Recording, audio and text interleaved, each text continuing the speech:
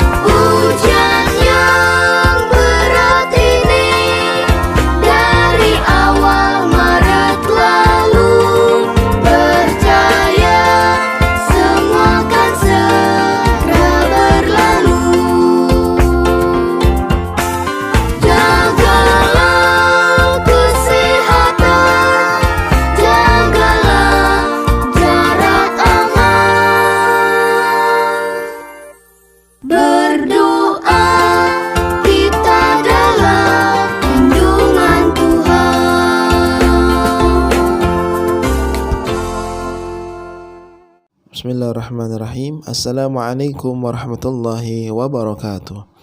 Alhamdulillahi rabbil alamin. Wassalatu wassalamu ala asrafil anbiya wal mursalin wa ala alihi wa sahbihi ajma'in, amma ba'du. Apa kabar anakku sekalian? Mudah-mudahan kalian semua dalam keadaan sehat walafiat, serta Allah Subhanahu wa taala menjaga kita semua dari bahaya COVID-19. Amin amin ya rabbal alamin. Tetap menjaga protokol kesehatan, tetap jaga diri kita dari bahaya COVID-19. Kalau keluar dari rumah, kita harus memakai masker. Dan juga di rumah kita harus tetap selalu bersih daripada kuman-kuman penyakit. Dan juga tidak boleh menerima tamu terlebih dahulu, karena bahaya-bahaya COVID ini masih merebak di mana-mana. Baik anak-anakku sekalian, sebelum Bapak memulai menjelaskan tentang program pembelajaran semester 2 kelas 5 pada hari ini, Bapak tidak lupa akan mengapresiasi bagi anak-anak yang nilainya baik kemarin, yang nilainya bagus kemarin. Mudah-mudahan di semester 2 kali ini kalian yang sudah nilainya baik ditingkatkan kembali menjadi lebih baik lagi. Dan bagi anak-anak yang nilainya masih cukup baik atau cukup, dalam artian cukup adalah di atas KKM sedikit, ya, tetap semangat belajar. Insya Allah Bapak yakin 100% insya Allah hasilnya pun akan baik, ya. Gitu ya anak-anak ya. Jangan putus semangat, jangan patah semangat, tetap semangat walaupun kita belajar di rumah. Baik anak-anakku sekalian, kita mulai saja. Yang pertama adalah program pembelajaran semester 2 kelas 5 Pendidikan Agama Islam selama masa pandemi COVID-19 SDN Menteng 02. Pagi insya Allah Bapak akan menjelaskan satu persatu. Nah, di sini kita lihat di layar materi yang akan dibahas atau dipelajari selama semester 2, yaitu meneruskan materi-materi sebelumnya. Yang pertama, semester pertama kemarin kita sudah belajar dari pelajaran pertama sampai pelajaran kelima. Nah, semester 2 kali ini kita akan meneruskan dari pelajaran ke-6 sampai pelajaran terakhir, yaitu pelajaran ke-10. Pelajaran ke-6 yaitu belajar Al-Quran surah Al-Ma'un. Ya, yang pelajaran ke-7 mari mengenal Rasul-Rasul Allah Subhanahu wa taala. Nah, maksudnya Rasul-Rasul Allah di sini adalah Rasul-Rasul Allah dan Rasul-Rasul yang didapat gelar Ulul Azmi. Ya, yang pelajaran ke-8 mari hidup sederhana dan ikhlas. Yang ke-9 indahnya sholat tarawih dan tadarus Al-Quran. Dan yang ke-10 yaitu kisah keteladanan Luqman. Nah, pasti anak-anakku bertanya nih, Pak, siapa sih Luqman itu? Apakah dia seorang nabi atau rasul? Nanti ya kita akan bahas ya, insya Allah di pelajaran terakhir atau pelajaran ke-10 sebelum kita melaksanakan penilaian akhir semester kedua. Insya Allah dari pelajaran ke-6 sampai pelajaran ke-10, mudah-mudahan Allah Subhanahu wa taala panjangkan umur kita dan kita bisa membahas itu semua. Amin ya rabbal alamin. Baik anakku sekalian, nah di semester 2 kali ini ada materi tambahan yang insya Allah kita akan laksanakan setiap hari Jumat, yaitu materi tambahannya setoran hafalan Al-Quran juz ke-30. Insya Allah materi tambahan ini kita laksanakan setiap hari Jumat. Yang tadi Bapak sudah singgung, setiap hari Jumat kita akan memberikan atau melaksanakan setoran hafalan Al-Quran juz ke-30.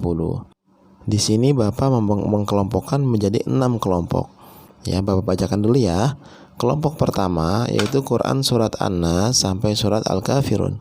Kelompok kedua Quran surat Al-Kautsar sampai At-Takasur. Kelompok ketiga Quran surat Al-Qaryah sampai Al-Bayyinah. Kelompok keempat Quran surat Al-Qadar sampai Al-Lail. Kelompok kelima Quran surat Asy-Syams sampai Al-Buruj. Kelompok keenam Quran surat Al-Insyiqaq sampai An-Naba. Dari pengelompokan tadi pasti anak-anak ada yang belum paham nih. Ya, maksudnya gimana nih Pak? Bapak akan jelaskan nih, dengarkan ya.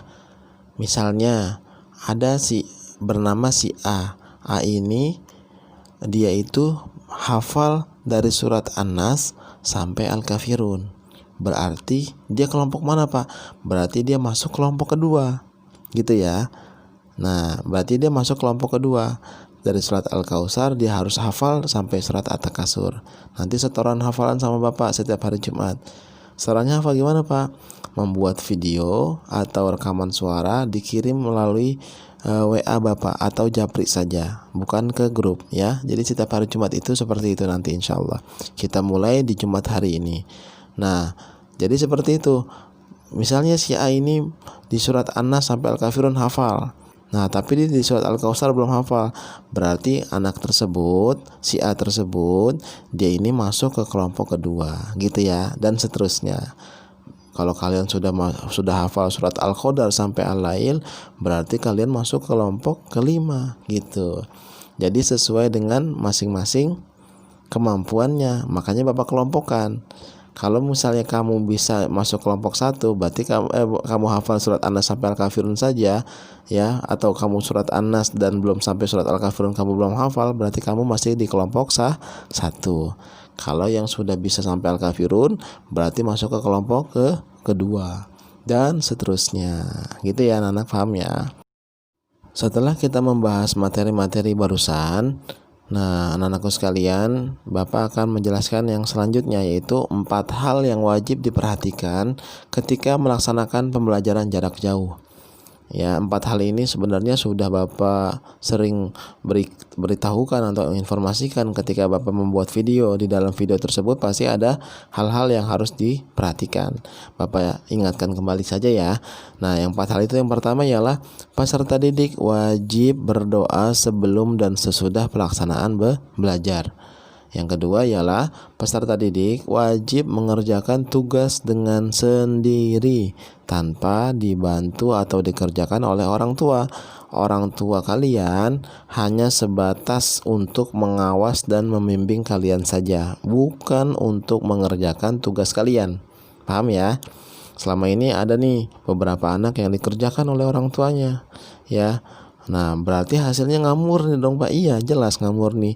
Justru orang tua ini jadinya memberikan anak ini kesempatan untuk tidak bisa berbuat dengan maksimal.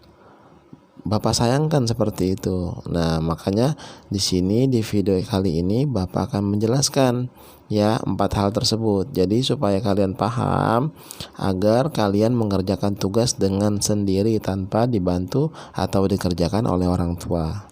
Yang ketiga yaitu peserta didik wajib melaporkan hasil tugas yang sudah selesai dikerjakan sesuai yang sudah disepakati bersama di grup. Misalnya, Bapak kasih tugas hari ini, minimal kalian harus kumpulkan jam sekian. Nah, kalian harus kumpulkan sebelum jam sekian. Misalnya seperti itu. Paham ya?